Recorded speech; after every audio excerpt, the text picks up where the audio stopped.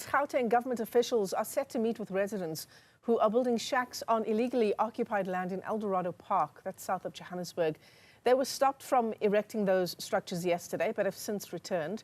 They are demanding serviced stands. Let's take you there live to Newsroom Africa's Ziniko Mhlaba. He has the latest on the story for us. Ziniko, why this piece of land and where would these people have come from? A very good morning to you, Michelle. Well, these people are living here in Eldorado Park, so they are the residents of this community, and the land that you are actually on is an open land that is vacant, which belongs to the provincial government. You'll understand that the various pieces of land belong to either the national government, the province, or the municipality. So this is the piece of land they are saying that it's empty. It's actually also very conducive and very very close to their communities. Actually, just about 500 meters from us, that's where you'll get the block of flats in which these members of this community currently reside in. So they are saying that they want to occupy this piece of land because they have not been having any access to any service stands as part of the initiatives that was initiated by the Gauteng government. So I'm joined now by Mr. Keith, who's part of the activists, to give us more details in terms of what pushed these community members to occupy this land, and if maybe you have exhausted all other processes which will give you access to this land legally, sir. Okay, so just good morning.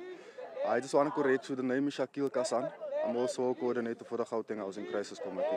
So how it came that the community has taken a stance that we will occupy this piece of land is because the city is failing to respond to our service delivery needs.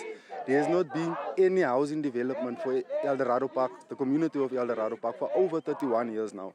We have been trying to engage with the city, the mayor's office, the speaker's office. We've been in engagement with provincial human settlements, with national human settlements. Our cries and our pleas are falling on deaf ears. There is no response. We've been trying to engage the mayor's office since 2023 via emails requesting a sit down with them. Still till today, we haven't sat down with the mayor. I mean, can you give us more insights in terms of the living arrangements within these flats, because we understand that these are the flats that were built during the apartheid era, and the number of people who are living in those units. If you can give us context and background and more insights of the number of people who are staying in these units. Okay, so these flats, as we discussed about earlier on, these flats are a temporary housing solution which is coming from the previous government. You understand?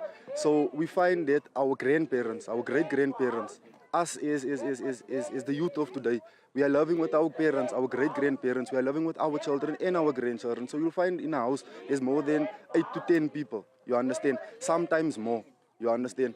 So it is an undignified way of living. So the circumstances that our people find themselves in those flats, it's appalling. Yeah. It's appalling. Let me bring in Mama here to give us your view as a mother, as a grandmother, the challenges that these community members are living under, especially women and children, because this is a vacant land.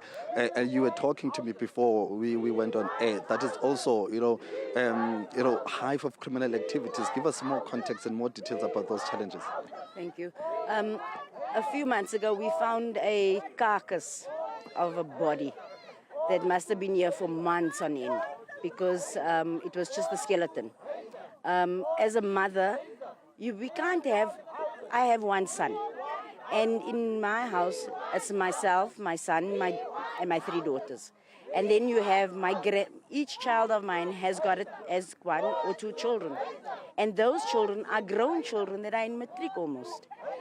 We cannot have this. We cannot live like this. So how do I tell my grandchild, don't get dressed in the room, go in the bathroom because your uncle is in. We don't have no privacy for our children.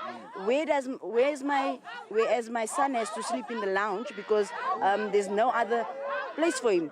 And how many beds can you also just put in one room? So it really, as a mother, it pains me to see mothers, elderly, sitting outside here in this cold and asking just to give us the land. You don't have houses. We have southern farms, but they don't want to engage us with regard to southern farms. They don't want to give us houses. So give us the land so we can then build our own houses. it will take us time, but we will get there. Mama, thank you very much, my brother. Thank you very much. Just to give you context, Michelle, in terms of the other people, elderly people who have come out to stage a to erect these pieces of land, they are there on your visuals there. And of course, they are saying that they will be having that meeting with the city officials, but also some people who are coming from the Department of Human Settlements. But I must also just give you insights in terms of the housing backlog. Gauteng is dealing with just under 300,000 people have been approved to be, given RDP houses. However, those houses have not been built. So that's the backlog that the Department of Housing in Gauteng still has to deal with. But when it comes to the service stands, there was a problem in terms of the pieces of land that was made available or was available to the department so that it can allocate to various communities. However, the problem with those stands is that the Department of Housing does not have the funds to erect services in terms of water, electricity. So that's the problem the department is sitting with, but we'll catch up with them later to give us an update in terms of how far are they with that program of issuing service stands, and we'll see then how they also respond to this specific community that is saying that it's been over 30 years without getting any RDP houses or any mega housing projects within the Eldorado Park community in the south of Johannesburg.